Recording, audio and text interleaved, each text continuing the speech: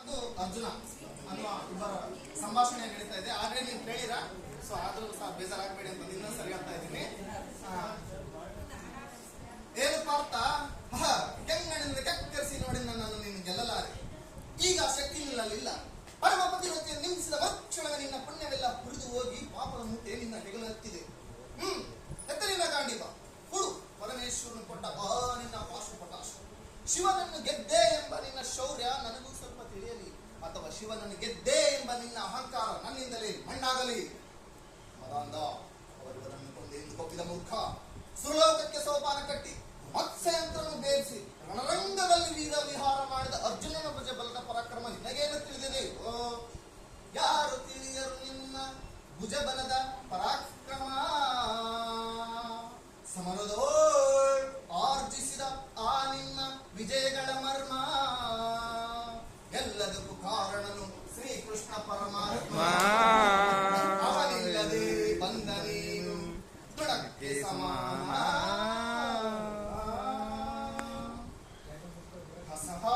ಶೂರ ನಾ ಅಕ್ಷೀಣ ಬಲನೋ, ಹರದೊಡನೆ ಹೋರಾಡಿ ಪಾಶುಪತವಂ ಪಡೆದವನೋ. ಗ್ರಹಗಳೆದುರೆಂಬ ಹರಿಗಳ ನಿಗ್ರಹಿಸೋ ವ್ಯಾಘ್ರನಿವನು ಉಗ್ರ ಪ್ರತಾಪಿ.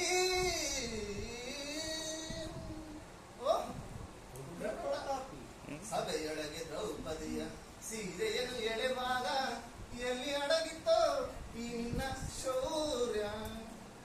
ಕುರುಂಗಲ ಕಟ್ಟಿ ನಟಿಸಿ ತಕತೈ ಎಂದು ನಾಟ್ಯ ಕಲಿಸಿದ ನಪಂಸಕ ನೀನು. ಚಕ್ರವ್ಯೂಹದಿ ನುಗ್ಗಿ ಛಲದಿಂದ ಭೇದಿಸದೆ ಮಗನನ್ನು ಬಲಿಕೊಟ್ಟ ಭ್ರಷ್ಟ ನೀನು. ಗಂಡು ಗಲಿಗಳ ಗೆಲ್ಲೋ ಗುಂಡಿಗೆಯು ನಿನಗೆಲ್ಲೋ, ಖಂಡಿಸದೆ ಉಳಿಸುವೆನು ಹೋಗೋ ಹೋಗೋ ಹೋಗೆನುತ್ತ ಶಿಖಂಡಿ.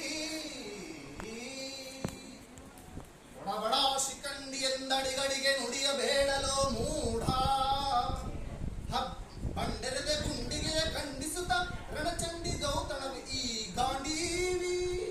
ಗಂಡು ಗಲಿಗಳ ಗಂಡ ಭೂಮಂಡಲ ಗಂಡ ಕೀರ್ತಿ ಪ್ರಚಂಡ.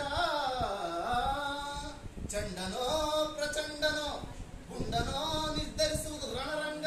ಹೂಡು ಮಾಡುವೆ ಹೂಡು ಬಾಣಗಳ ಮಾಡುವೆ ಮಾನಭಂಗ. ಕದನದೋಳ್ ಕಲಿ ಪಾರ್ಥನಂ ಕೆಲಕಿ ಉಳಿದವರಿಲ್ಲ. ಅಬ್ಬರಿಸಿ ಬೊಬ್ಬರಿದರಿಲ್ಲಾರಿಗೂ ಭಯವಿಲ್ಲ. ಆರ್ಭಡಿಸಿ ಬರುತ್ತಿದೆ ನೋಡು ಅಂತಕನ ಆಹ್ವಾನ. ಅಂತಕನಿಗೆ ಅಂತಕನು ಈ ಬಹುವಾಹನ.